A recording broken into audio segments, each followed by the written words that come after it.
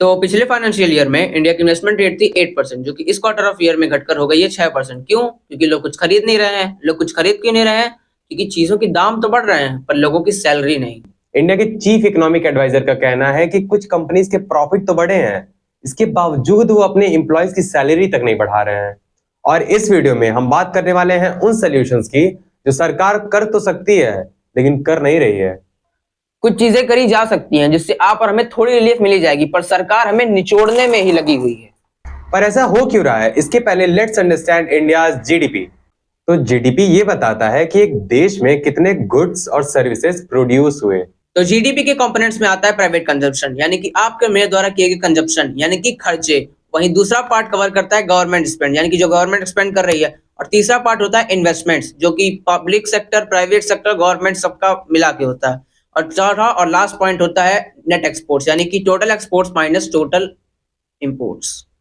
और अगर हम कैलकुलेशन करें तो इस क्वार्टर ऑफ ईयर में सबसे ज्यादा पार्ट प्राइवेट कंजम्पशन कवर करता है। और प्रॉब्लम यहीं से शुरू होता है क्योंकि ये पार्ट तो ग्रो ही नहीं कर रहा है। कई एग्जांपल्स हमारे पास जो दिखाते हैं कि प्राइवेट कंजम्पशन की हालत कोई ठीक नहीं है। मारुति सुजुकी, हुंडई, स्कोडा और होंडा जैसी कंपनियां भारी डिस्काउंट ऑफर कर रही हैं। क्यों? क्योंकि कोई खरीदने वाला ही नहीं है। आखिरी बार इतना ज्यादा डिस्काउंट 2020 में मिला था। और इसका मेजर कारण है इन्फ्लेशन। जैसे नवंबर 2024 में सब्जियों के दाम 40% से बढ़ गए थे, जो कि पिछले 5 सालों में सबसे ज्यादा है। इतना सब होने के बावजूद सरकार कुछ नहीं करी, बल्कि उल्टा उनका कहना यह है कि इन्वेस्टमेंट रेट इसलिए गिरी क्योंकि सरकार ने कुछ इन्वेस्ट नहीं किया। अगली बार जब वो फिर इन्वेस्ट करेंगे तो ग्रोथ फिर बढ़ जाएगी।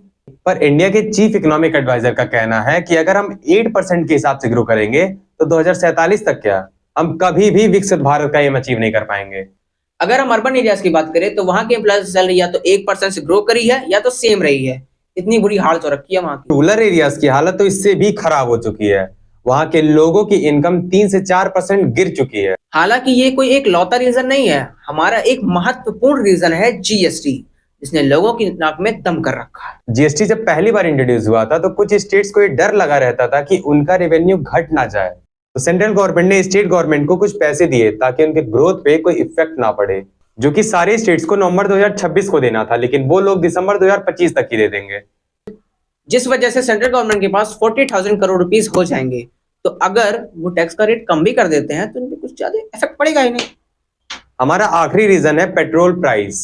साल 2020 में सरकार ने पेट्रोल कंपनीज को पेट्रोल लो रेट्स पे बेचने को कहा, जिससे उनका भारी नुकसान हुआ। जिस वजह से सरकार उन्हें 2022 में पेट्रोल सस्ते रेट्स में देती है, जिससे उनका बहुत बम्पर फायदा होता है और सरकार भी लॉस में नहीं जाती। सरकार पेट्रोल के प्राइस कम कर सकती है, पर पता नहीं क्यों ऐसा कर नहीं रही है। अगर पेट्रोल के प्राइस कम होंगे तो पब्लिक ज्यादा पेट्रोल लेगी, इस वजह से पेट्रोल कंपनीज का ही फायदा होगा। और जब पेट्रोल कंपनीज का फायदा होगा तो वो और पेट्रोल लेगी, इस वजह से भारत सरकार का फायदा होगा।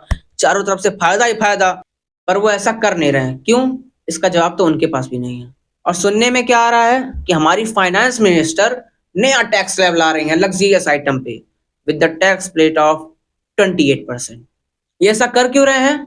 ये हमारे पल्ले तो कतई नहीं पड़ा। अगर आपके पल्ले पड़ा हो तो अपना ओपिनियन कमेंट सेक्शन में जरूर देना।